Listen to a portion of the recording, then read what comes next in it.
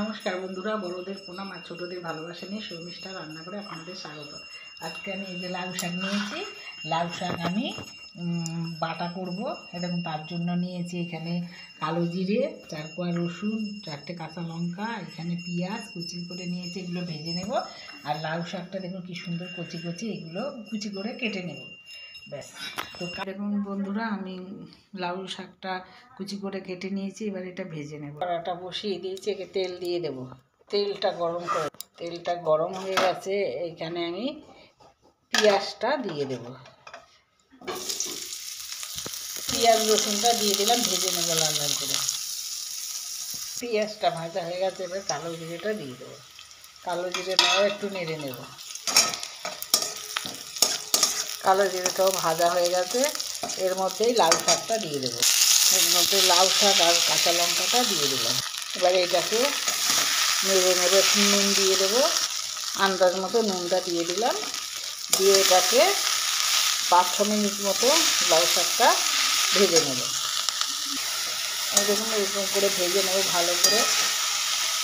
এতে সামান্য আমি চিনি দিয়ে দেবো, আপনারা চাইলে দেবেন, নাহলে দেবেন না।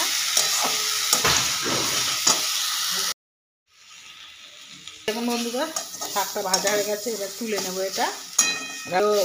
এটা বাটা খাওয়া যায়। এটা একটু ঠান্ডা করে নেব। এটাকে এবার শিলে বেটে নেব।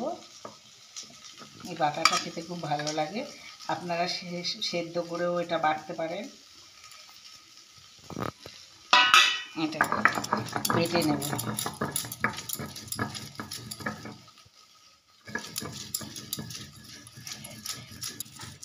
দেখুন বন্ধুরা, একবার বেটেছি আমি, আর একবার বেটে নেব। এটাকে একটু মিহি করে।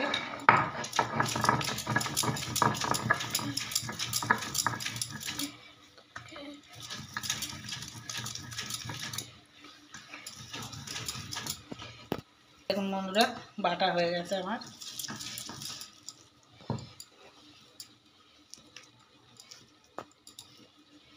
বাটাটা হয়ে গেছে।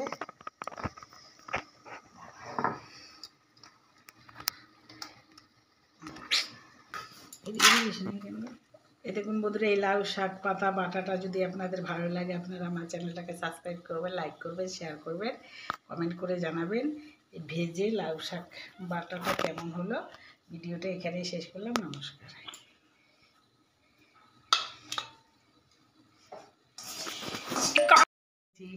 লাউ শাক বাটা, এটা পোস্ত দিয়ে লাউ শাক ভাতে মাখা, এটা করেছি নিম বেগুন ভাজা, এটা ডিম ভাজা, এখানে মুসুর ডাল পেঁপে দিয়ে, আর এটা ডিমের ডালনা আলু দিয়ে ডিম ভেজে ডিমের তরকারি।